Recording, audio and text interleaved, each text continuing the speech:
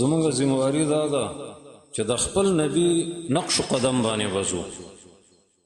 نو زمونږ د نبی په نقش قدم کې یو خبره دا ده چې داسې رحم انداز او داسې مهرباني انداز په ځان کې پیدا کول غواړي لکه رحمت للعالمین صلی الله علیه وسلم چې څنګه و. او د الله تعالی په یو دور کې غټ رحم دا دی چې الله تعالی د وخت خلکو له داسې مشر ورکړي چې باغې کې رحم یې رحم.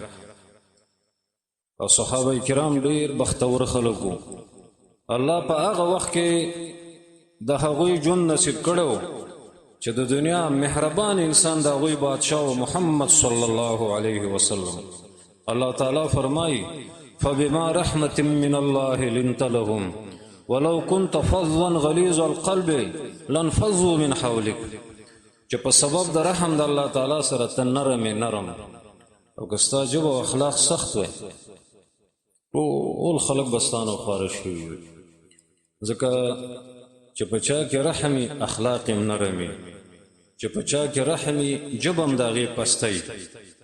او داسې مشر خوا ته خلک د لرې لرې ځای نه کډې راوړي چې د یو کلي مشر د یو ملک مشر او رحم دیلی، نو خلک وایي د دې کلي او د دې ملک ښه بادشاه دی، مهربانه دی، په غریبانو زړه سیزي.